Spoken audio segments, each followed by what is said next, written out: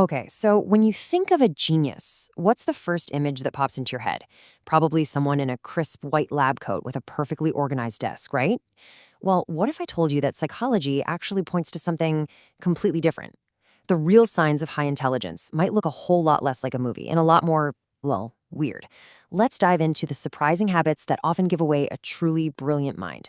Right. So on one side, you've got the stereotype we're all fed, the flawless, super organized, always serious genius. But then you look at the psychological reality, and it's a whole other story.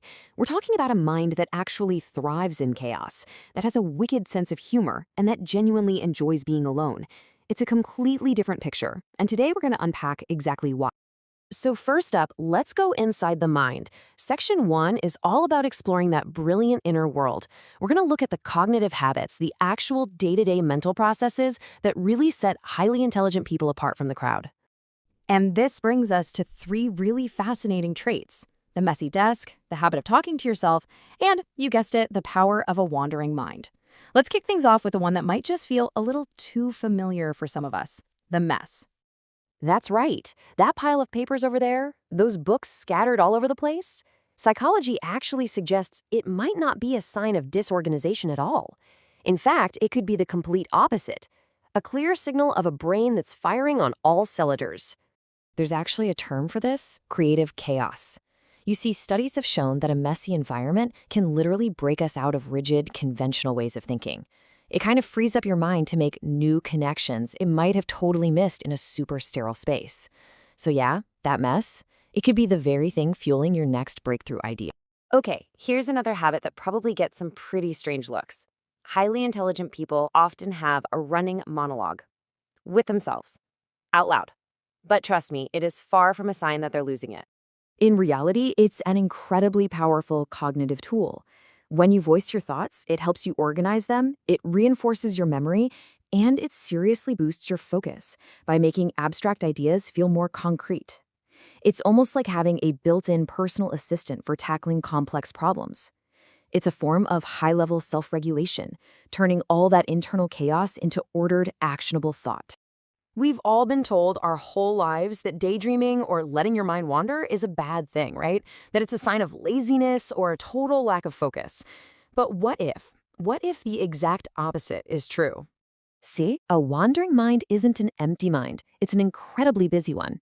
People with a higher working memory capacity, which is kind of like the RAM in your computer, have enough mental horsepower to focus on one task while also solving other problems and exploring ideas in the background.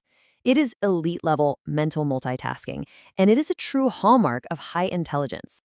All right, so how do all these internal habits actually translate to the outside world?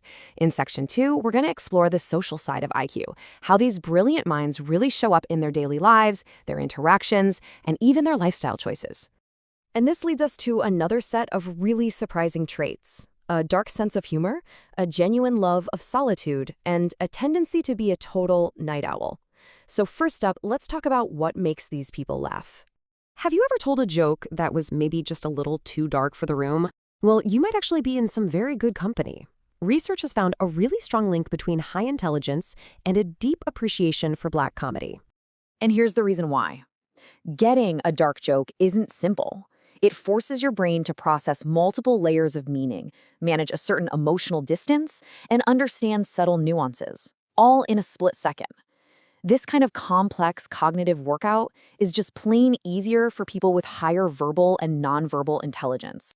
Now, this next one is a big one, especially because it totally defies our hyper-social world. Many of the most intelligent people out there are not social butterflies. In fact, they often find deep, genuine satisfaction in being alone. And this statistic right here is pretty staggering. One major study found that while most people tend to get happier with more social interaction, for the highly intelligent, it was the exact opposite. More socializing was actually linked to a decrease in their happiness. The theory behind this is that constant social stuff can feel like a major distraction from their deep thinking and bigger long-term goals, which makes solitude an incredibly precious resource. You know the old saying, the early bird gets the worm? Well, psychology suggests the more intelligent bird might actually be a night owl. Turns out, there's a fascinating evolutionary connection between intelligence and staying up late. One huge study found a stunningly clear correlation here. After tracking people for years, researchers saw that the higher someone's childhood IQ was, the later their adult bedtime tended to be. You can see that those in the very bright category stayed up nearly an hour later on average than those with lower scores. It just seems like a sharp mind doesn't really want to shut down. So, after laying out all these weird habits, what does it all really mean?